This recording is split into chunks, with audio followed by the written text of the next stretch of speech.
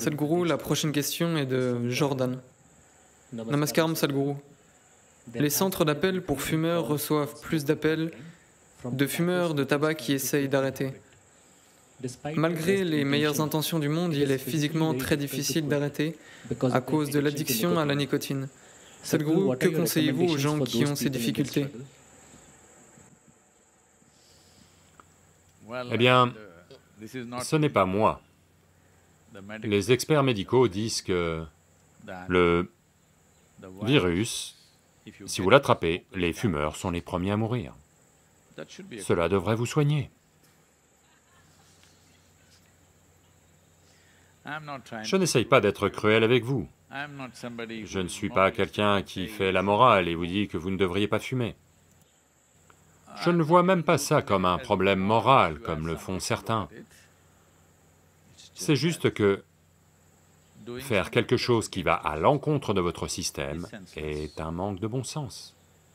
Une autre chose, c'est que, supposez que vous le faites parce que ça vous procure un certain plaisir, c'est ok, je vous laisse voir ça, mais le plus gros problème pour moi, c'est que vous devenez compulsif vis-à-vis de choses simples de la vie. Ça, c'est un gros problème pour moi. Vous fumez, ce n'est pas un gros problème pour moi. Vous faites quelque chose de façon compulsive, ça, c'est un gros problème, parce que vous gaspillez l'avantage évolutif dont cet être humain dispose, le fait qu'il peut tout faire consciemment. Mais vous choisissez de faire quelque chose de façon compulsive. Ce que vous avez peut-être commencé parce que c'était tendance, ou parce que c'est un plaisir, un simple plaisir dans votre vie. Vous aimez le tabac, vous aimez fumer. Je ne m'y oppose pas. Tout ce que je dis, c'est n'abandonnez pas l'avantage évolutif, parce que cette terre-mère et cette nature ont travaillé 1 million d'années pour vous amener à ce niveau de conscience et d'intelligence et à cette taille de cerveau. Quand les gens utilisent leur cerveau aujourd'hui pour trouver comment fabriquer une voiture qui ne fume pas, vous fumez encore? Qu'est-ce que c'est que ça? De temps en temps, vous vouliez fumer parce que ça vous fait plaisir. Je ne vais pas m'occuper de ça. Je ne vais pas entrer dans votre vie personnelle à ce point. Eh bien, ça n'a pas de sens, mais tout n'a pas besoin de faire sens. C'est ok. Mais vous êtes compulsif. Ça, non, non. Parce que ces millions d'années d'évolution sont simplement gâchées avec vous. Ils partent en fumée. Littéralement. Maintenant, est-ce qu'il faut que j'arrête? Est-ce qu'il faut que j'arrête? Qu'y a-t-il à arrêter? Voyez, si de la fumée vous sortez des oreilles, vous devriez aller vous faire soigner. Quelque chose brûle à l'intérieur. Mais vous l'aspirez et vous la soufflez. Il n'y a rien à soigner, vous devez juste vous décider.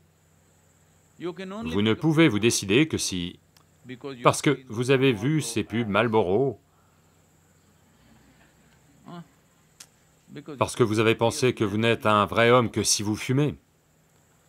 Non, non, non, je n'ai pas de préjugés, les femmes aussi peuvent fumer, bien sûr.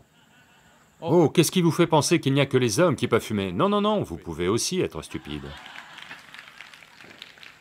Être stupide n'est pas seulement le privilège de l'homme, tout le monde a le droit. La seule chose, c'est que la stupidité prend de nombreuses formes et blesse différentes vies. Mais la forme la plus basique de stupidité, c'est que vous choisissiez de blesser cette vie, alors que ça implique une douleur physique et bien d'autres choses. Malgré ça, vous choisissez de blesser celui-ci. Cela n'a pas lieu par choix. Vous avez peut-être commencé par choix, mais après un certain temps, c'est juste une grande compulsion. Vous, je veux arrêter, ne faites pas ça. Si vous arrêtez de force, vous allez vous mettre à faire d'autres choses insensées. C'est arrivé une fois. Shankaran Pillai, un jour, était sur le point de quitter le bureau. Et sa collègue de bureau, une jeune femme, lui demande « Est-ce que vous pouvez me déposer chez moi aujourd'hui ?» Il dit oui, comme un gentleman. Il part avec elle, lui ouvre la porte, tout. Ils sont en route. Quand un tronçon désert arrive, il s'arrête. Et tout d'un coup, il devient comme une pieuvre. C'est-à-dire qu'il a 8 membres. Il se jette sur elle. Elle le repousse et lui dit, « Espèce d'idiot, je suis monté dans votre voiture en pensant que vous étiez un type bien. Qu'est-ce qui vous prend ?» Il dit, « Pardon, pardon, j'ai arrêté de fumer. » Donc, ne faites pas ces choses de force. Si vous comprenez, si vous commencez à comprendre que l'on est en train de comprendre qu'un bus qui fume trop, ce n'est pas bon, une voiture qui fume trop, ce n'est pas bon, mais dans l'évolution d'une automobile, elles en sont encore au point où elles doivent encore fumer. Elles ne sont pas toutes devenues électriques. Dans l'évolution d'une automobile, la fumée passe encore. On travaille à en fabriquer une qui ne fume pas, mais la fumée passe encore parce que l'évolution de l'automobile n'en est pas encore arrivée au point où elle ne fume plus du tout. Mais dans son évolution, celui-ci ne fume quasiment plus depuis bien longtemps. Il rejette du dioxyde de carbone, c'est sa nature.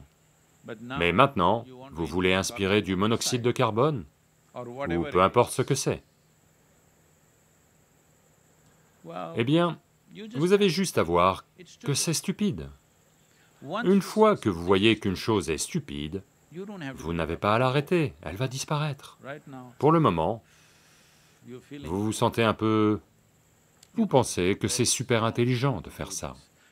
En particulier quand vous aviez 14, 15 ans, quand vous fumiez, vous vous disiez que vous faisiez vraiment quelque chose de super.